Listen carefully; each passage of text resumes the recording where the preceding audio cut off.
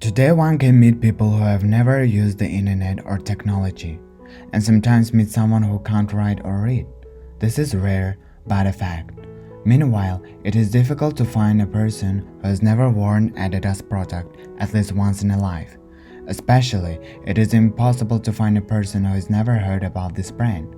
And this is certainly not surprising, because the German brand is the leader of all sportwear clothes, shoes, and accessories, not only in the sport industry, but in a daily life. Today, Adidas owns such companies like Reebok, Rockport, and even TaylorMade. The question is, where did this company come from? Who invented the idea? How did it all begin? And how come it became the most known brand in the whole world? The official Adidas company was established in 1949. However, the story commenced way long before Adolf Dassler was born in a poor family on November 3, 1900, in a small town of Bavaria. His father was an ordinary shoemaker, while his mother was a laundress in a local laundry center. Since the family did not hold bright perspectives, Adolf assisted his father from a young age, and soon he himself became a shoemaker. The family lived in poverty. The money barely made ends meet. That is why the Dassler family decided to organize their own property to sew shoes in 1920. The management of the company was led by Adolf Dassler, who was only 20 years old at the time. Soon after, his brother Rudolf joined him, and the friends began to call them Adi and Rudi. A small shoe factory of the Dassler brothers, if we're allowed to call it a factory, started to produce orthopedic shoes for athletes and slippers. The factory was located in a small property not far from the laundry center where their mother worked. The business started to increase a little.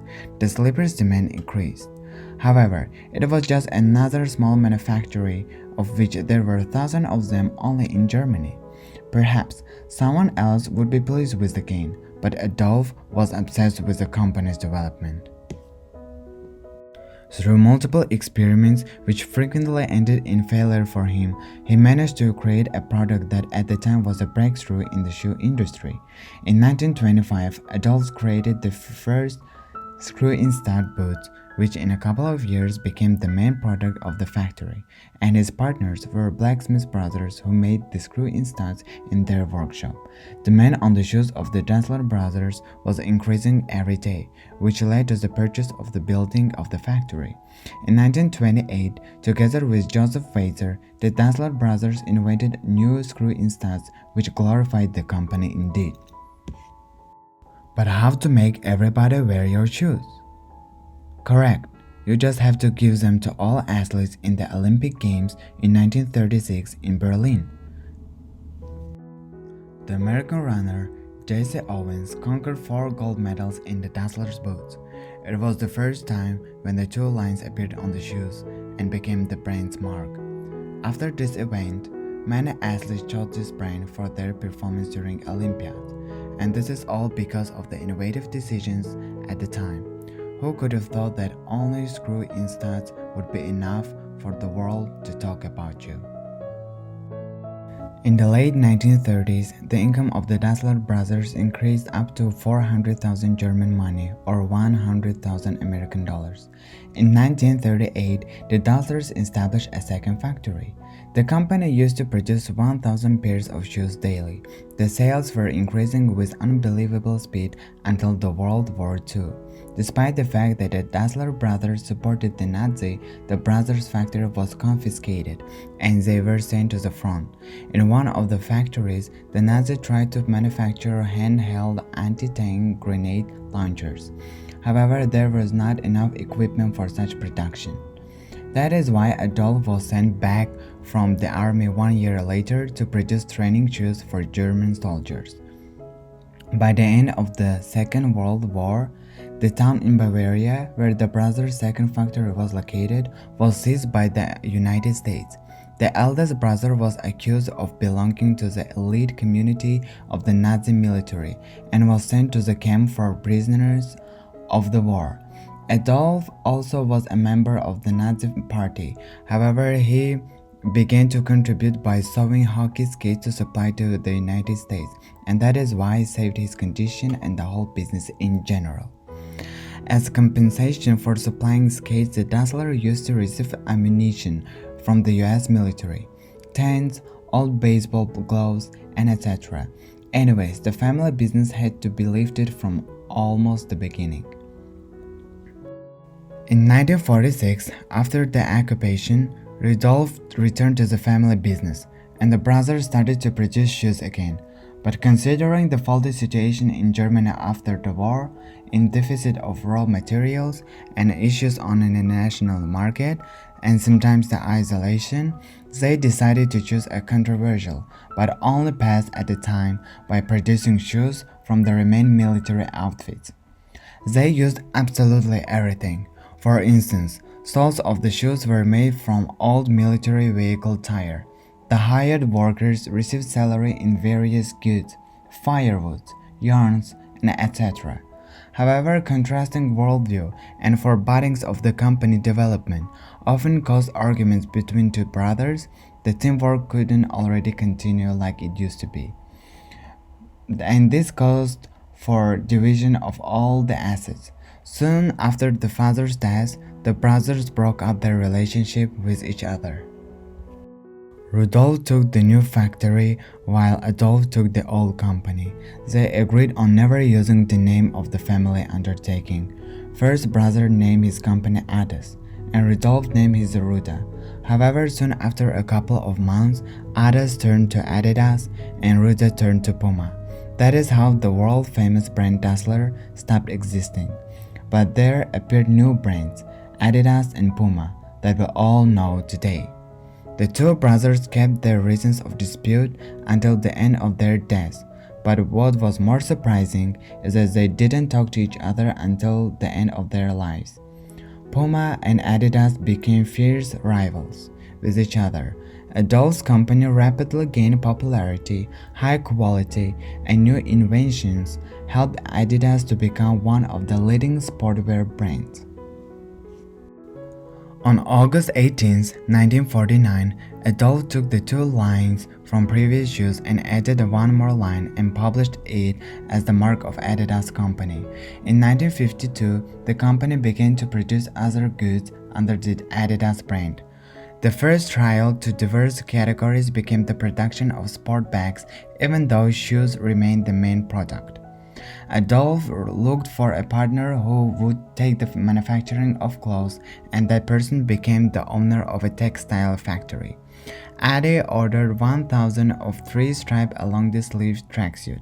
The product was sold out like cookies, and the partners began to like each other very much. In the 1954 FIFA World Cup in Bern, covered with Adidas, Germany national team of soccer first time became the champion. This was another success for the Adidas company, because after the game, the sales increased from 800 pairs a day to 2,000 pairs a day. In 1956, the company was permitted to advertise Adidas in the Olympic Games in Melbourne, and in the same year, Adidas signed a lawful agreement with a Norwegian factory in Gjøvik. Soon Adidas began its manufacture in France. In the late 1950s, Adidas appeared in the market of the United States. Due to the growth of popularity of sport and absence of serious competitors at the time, in the late 1970s, the company already owned 24 factories in 17 countries. It used to sell 200,000 pairs of shoes in a day and also clothes, balls, and bags. In 1970, Adidas ball T-Star became an official ball in a FIFA World Cup in Mexico. In 1972, Adidas becomes a title sponsor of the Olympic Games in Munich, and the national team of FRG takes the first place. In the same year, there appeared the famous three leaves, which symbolizes the existence of the brand in three continents. In 1974, covered with the Adidas boots, the German national team becomes a champion second time in the FIFA World Cup, while in the Olympic Games, 76 athletes wearing Adidas won 75 gold, 88 bronze, and 86 silver medals, the record of which is not surpassed due today. On September 6, 1978, at the age of 77, Adolf left this world behind. The management of the company passed to his widow, Catherine. With the death of the founder, the company reaches its hardest crisis, induced in the first place by serious competitors. Nike and Reebok in the 80s became aggressive advertisement companies in North America. At the end of the decade, the 50% of the market sales were held by them, while Adidas decreased to 3%. The heirs of Adolf Dassler did not stay on the top of the company's management. In 1984, Catherine passed away, and their only son Horst Dassler passed away in 1987.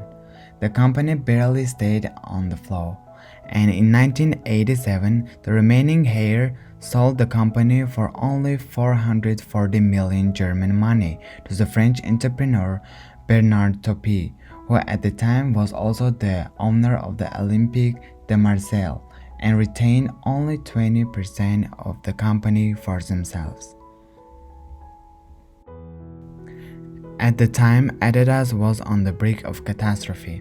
Brand interest was fast fading away, and champions among sport companies had already shared Nike and Reebok. However, the new owner couldn't improve the company's condition. In 1993, he sold Adidas, and in a few years he himself was bankrupt. The new buyer of the company became a group of French investors who put Robert Louis Dreyfus as the CEO of Adidas. Under his supervision, the company reorganization began, and the marketing budget was considerably increased, with manufacturing in China, Indonesia, and Thailand. Savings due to the low price of workforce made the products competitive in the world market again. Already in 1995, the profit increased twice as much compared to 1994. In 1997, a French factory, Salomon, was bought. The leading commodity manufacturer for winter sportwear used to be called Adidas Salomon until 2005. This action assisted the company to become the world's second manufacturer of the sport industry after Nike, and increased the sales in 1.5 times, especially in the United States. In 1999, due to the 50th Jubilee, the company started to build a new headquarters. There appeared new representatives in Japan, Turkey, and Netherlands. Formation of Adidas retail sales was founded in 2001, and the two stores Adidas Originals began its sales in Berlin and Tokyo, in 2002 in New York.